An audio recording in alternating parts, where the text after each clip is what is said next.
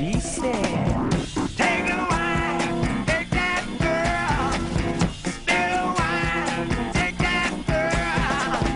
Still wine. Welcome back to The Five. So hundreds of law schools are getting the evil eye from Congress for misleading students about their job prospects while burdening them with huge loans that they can't repay.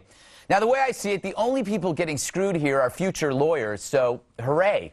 But this is no different than the student debt crisis overall. Rising tuition, which saddles grads with piles of cash in debt, is due, of course, to being able to borrow piles of cash.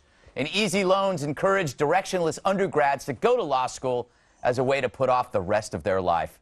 Bottom line, no one really wants to be a lawyer. If you do, you're weird. But when you're unsure about life, you go to law school hoping for clarity. Instead, you get broke.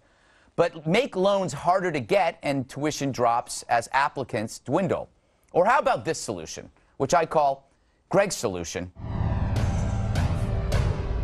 I had an idea there. Make a law that for every student graduating from law school, he replaces an existing lawyer. That existing lawyer is then sent to an island to make dog bonnets and leg warmers. In a way, it's a lottery designed to dissuade people from wanting to be lawyers and increase the quality of our nation's dog bonnets and leg warmers. Why am I not president?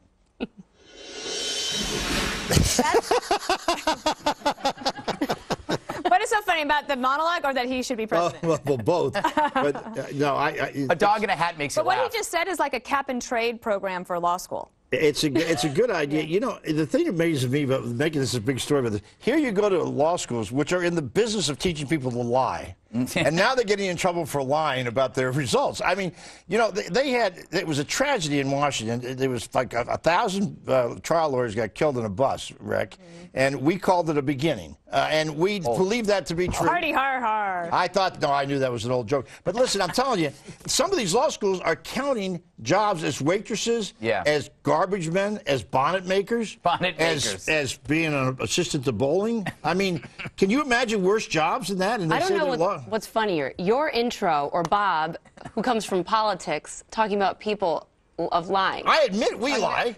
I mean, I admit but that. In D.C., there's a very interesting thing. There are political consultant and press people like us, and then everybody don't else lie. is a lawyer. We don't lie. Right? And you have to deal with the lawyers. Tell you, they don't let you have any fun. Eric, are we going to end up paying for all this? I think during that hysterical monologue, you hit something very important.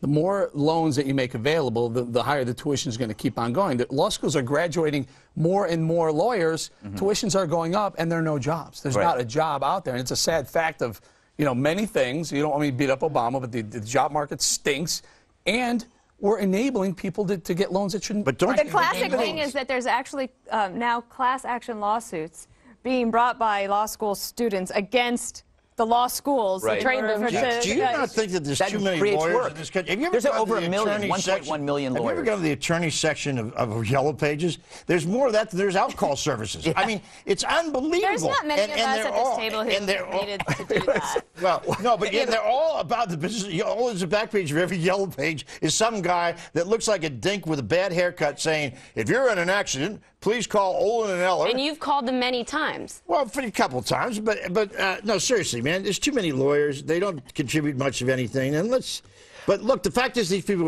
are being ridden with debt. Yeah, Andrea, I want to add a new Rasmussen poll found Why were you that kidding me? 66% of those polled oppose forgiveness of all student loans, which is like a big demand among the Occupy Wall Streeters. That's kind of reassuring, right?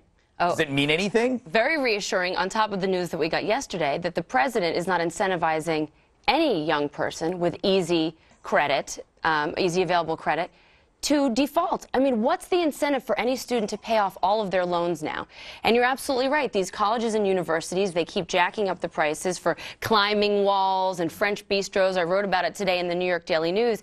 It's gonna, if these kids default, that all goes onto the federal balance sheet, and then we get strapped with it as taxpayers. Were you just pitching your column in the New York Daily News? I think that's good. I liked it. It was a good column. But having said that, I was kind of surprised that President Obama's plan would only save the average person about $10 a month. Well, that's incredible. That's people with only about $20,000 in debt. But you know what it does, first of all, it's not forgiveness. It's a little misleading here. It's not. It's 15 years. So what?